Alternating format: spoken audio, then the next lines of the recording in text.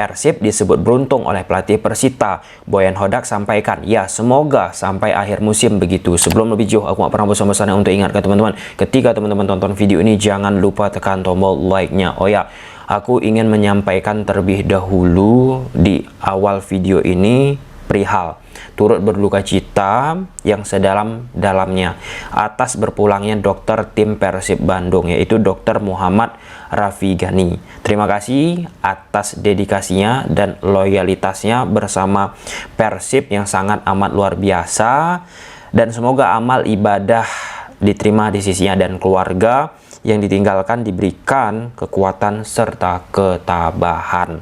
Bagi teman-teman yang punya pengalaman ataupun kisah bersama Dr. Rafi Gani, coba silahkan tulis di kolom komentar. Kita masuk nih ke konteks apa yang dikatakan oleh pelatih Persita, Coach Fabio Lefundes, yang menyebutkan Persib Bandung beruntung pada kala menciptakan gol ke gawang Persita. For your information, pembahasan taktikal pertandingan Persib Bandung menghadapi Persita sudah kita ulas di beberapa hari yang lalu, dari A sampai Z. Nah, di video ini kita akan membahas aspek hoki, aspek keberuntungan di dunia sepak bola modern, seperti yang ditujukan oleh Coach Lefundes ke posisi Persib Bandung. Aku sering mengikuti beberapa webinar ataupun course pelatihan teman-teman, di mana secara prinsip sederhana bermain sepak bola ada 4. Yang pertama pada fase attacking, kemudian yang kedua fase defensif. Attacking ini maksudnya menyerang, kemudian yang kedua defensif itu maksudnya bertahan, kemudian ada fase transisi alias counter attack, dan yang keempat sekarang ini sangat amat marak luar biasa teman-teman, bagaimana memanfaatkan situasi set piece. Kita elaborate dulu ya teman-teman. Kalau kita lihat bagaimana permainan Persib Bandung dari sisi fase attacking, salah satu kekuatan dari Persib Bandung yaitu sektor flanknya, dan itu diakui sendiri oleh Boyan Hodak lewat sesi press conference selesai pertandingan saat menghadapi Persita Tangerang teman-teman, bahwasanya untuk musim ini Ciro Alves sangat amat diandalkan. Nah, Ciro Alves untuk musim ini juga ia kadang ditempatkan di posisi sayap kiri, switch position ke sayap kanan, dan beberapa pertandingan teman-teman, bukan hanya 1-2 pertandingan, ia ditempatkan juga bermain sebagai pemain striker tengah alias bergerak di central progression.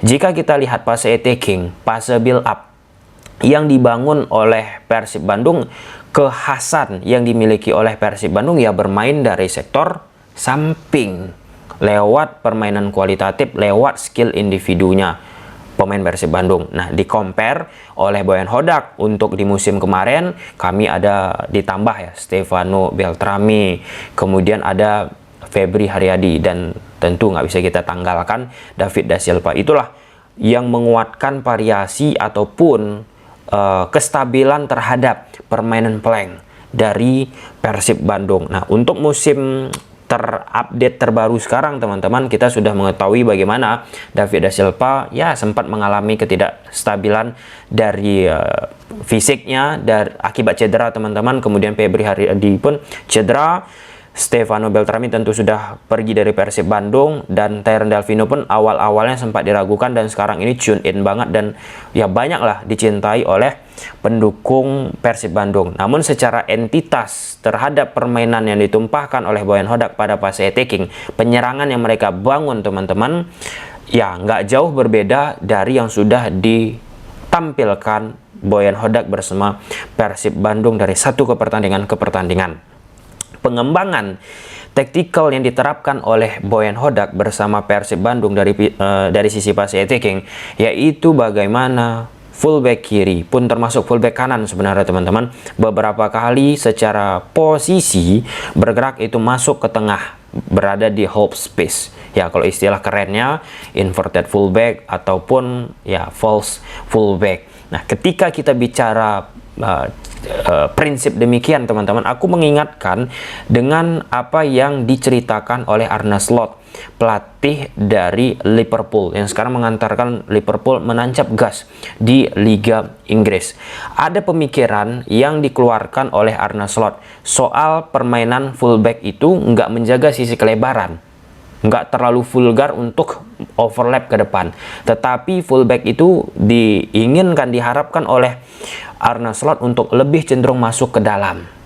Nah, kenapa itu diharapkan oleh Arne Slot, teman-teman? Banyak ya fungsinya untuk menciptakan superioritas, salah satu di area tengah, kemudian untuk mengantisipasi serangan balik yang dilakukan oleh lawan lewat rest defense, lewat pertahanan tersisa dari Persib Bandung dan lain sebagainya. Namun, jika kita lihat secara lebih mendalam, itu nggak secara konstan diaplikasikan oleh Boyan Hodak dari satu pertandingan ke pertandingan, tergantung situasional di atas lapangan. Nah, bagi Arne Slot pelatih Liverpool, ia pun akan menerapkan permainan inverted fullback ataupun mendorong fullbacknya teman-teman untuk bermain ke tengah di koridor half space. Itu tergantung lawan juga. Kalau misalnya lawan secara permainan ya mengantisipasi secara defensif sangat amat kuat, maka tidak efektif itu ketika kita memanfaatkan permainan inverted fullback. Oleh karenanya dibalikkan lagi oleh Arne Slot untuk menjaga sisi kelebaran, overlap dan lain sebagainya. Nah, salah satu hal yang terjadi bagi Persib Bandung juga saat Irianto bergerak, dia masuk ke tengah, tetapi struktural defensif lawan kuat banget, jadi nggak efektif. Dibalikkan lagi pun termasuk Edo Febriansah, seperti yang sudah kita ulas teman-teman, dimasukkan ke tengah, tidak efektif. Tapi saat menghadapi situasional lawan terbuka pertahanannya, Edo Febriansah itu sangat amat efektif. Nah, itu pengembangan yang patut kita apresiasi dari mikrotaktik yang dibentuk oleh Boyan Hodak pada fase attacking. Kemudian pada fase defensif, ya pada fase defensif yang diaplikasikan oleh Boyan Hodak nggak ada jauh berubah teman-teman ya. Mungkin dari beberapa pertandingan sudah kita lihat yang radikal itu perubahan formasi. Ketika menggunakan 3 back, otomatis ketika bertahan pakai 5 pemain di belakang. Sempat dengan menggunakan 5 pemain di belakang, work itu berjalan secara prima kekuatan defensif dari Persib Bandung. Tapi pelan-pelan menurun lagi Persib Bandung dan banyak kesalahan-kesalahan dilakukan oleh pemain-pemain Persib Bandung di lini pertahanan. Dan sekarang ya mungkin juga karena beberapa pemain dipanggil ke timnas, kembali Boyan Hodak pakai 4 back. Tapi yang aku lihat dari ya Persib Bandung teman-teman, ya suka tidak suka, bagaimana situasional menghadapi bola udara inilah menurun banget Persib Bandung. Untuk musim kemarin itu spam crossing dilakukan oleh lawan, mudah dieliminasi oleh Persib. Tapi untuk momen musim ini beberapa kali spam crossing dilakukan oleh lawan, runtuh pertahanan dari Persib Bandung. Dan ya identik dari Boyan Hodak ini kan pada fase defensif lebih banyak menunggu. Oke, kemudian yang ketiga yaitu counter attack. Tadi sudah kita sebut lebih banyak menunggu Boyan Hodak, counter attack salah satu senjata yang nggak bisa kita tanggalkan. Dan menghadapi tim A, tim B, tim C, counter attack transisi cepat yang dimiliki oleh pasukan Boyan Hodak ini memberikan warna baru. Ya nggak semuanya berjalan berhasil, tetapi berbahayanya situasi counter attack dari Boyan Hodak ini ya bisa itu mematikan permainan di atas lapangan. Dikala lawan sudah PD, dikala lawan sudah mengontrol pertandingan, ada kelengahan dari lawan lewat counter attack, itu teraplikasi bisa meruntuhkan pertahanan dari lawan. Ya, itu identitas yang sangat amat jelas dari Boyan Hodak. Dan keempat, situasional set piece. Nah, di sepak bola sekarang teman-teman luar biasa. Bagaimana ada pelatih khusus untuk corner kick ataupun khususnya set piece lah ya. Set piece itu kan meliputi free kick, corner kick, throw in. Nah, salah satu klub yang viral memanfaatkan benar-benar situasi set piece sekarang yaitu Arsenal. Dari corner kick banyak Arsenal menciptakan gol, dan keterlibatan dari pelatih set piece Arsenal lah yang membuat indikator kekuatan set piece Arsenal itu berbahaya. Di sepak bola modern memang kita sudah melihat ya elemen adanya pelatih set piece, training coach, kemudian pelatih atribut-atribut mikro lainnya teman-teman ya dilibatkan benar-benar ya. Kalau kita bicara di sepak bola Indonesia kan pelan-pelan menuju ke area tersebut. Karena kalau kita bicara semakin gemuk, semakin padat struktural sebuah official coach di klub, teman-teman, pasti secara budgeting pun akan semakin besar. Nah, itu perlu pasti masih dipertimbangkan oleh klub-klub yang ada di Liga Indonesia, teman-teman. Nah, salah satu juga yang perlu kita garis bawahi,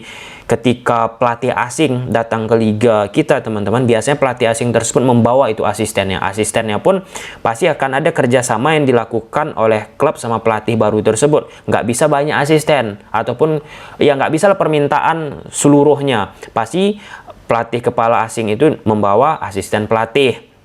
Asisten pelatih ini kadang ya profilingnya sebagai pelatih fisik ataupun ya pelatih yang memang untuk menunjang lah dari keinginan pelatih kepala tersebut. Ya, itu win-win solution lagi antara pelatih yang baru sama klub, teman-teman. Kenapa itu terjadi? Ketika aku menanyakan kepada agen-agen yang ada di sepak bola Indonesia terkait budgeting lagi, teman-teman. Biasanya klub itu menyodorkan kepada pelatih yang ingin ia rekrut, pelatih asing, ataupun menginformasikan uang budget yang dimiliki oleh klub. Disitulah diolah dalam arti kata dimanfaatkan oleh pelatih asing tersebut untuk mengoptimalisasi. Aku bisa ngerekrut ini, aku bisa ngerekrut ini. Jadi klub-klub kita masih memikirkan pengeluaran juga lah. Ya, aku mengerti karena sepak bola kita pun berkembang, teman-teman. Kalau kita lihat di sepak bola Eropa kan sudah sistem tuh. Banyak atribut-atribut staf official lainnya dipergunakan secara optimal. Dan yang terakhir, ini yang paling penting, teman-teman. Kita masuk ke tema. Aku mengikuti banyak, sudah aku katakan, course tadi, teman-teman, webinar kepelatihan sampai dengan pelatih-pelatih Eropa, teman-teman, di Liga Inggris. Aku mengikuti juga beberapa webinar mereka, dan ada pelatih yang memang memakai atribut ini, tetapi ada juga tidak dipergunakan oleh pelatih tersebut. Apa itu? Aspek hoki, aspek keberuntungan. Nah, dulu-dulu sempat itu dihiraukan, sempat itu tidak dimasukkan ke forum-forum perihal aspek keberuntungan ini di dunia sepak bola. Termasuk Pep Guardiola, teman-teman. Dia dulu memang sangat saklek bagaimana mempersiapkan secara ya persisten fase attacking dari klubnya, fase defensif dari klubnya, fase transisi dari klubnya, fase set piece dari klubnya. Karena bagi Pep Guardiola ketika dia sudah mempersiapkan ini, ya memang benar-benar itu bisa teraplikasi di atas lapangan. Oke, seiring berjalannya waktu, Pep Guardiola pun sudah sepakat ini. Andai ada beberapa pelatih ataupun narasumber di dunia sepak bola mengatakan aspek hoki ini pun harus kita masukkan di dunia sepak bola ataupun di mindset seorang pelatih. Mengapa demikian, teman-teman?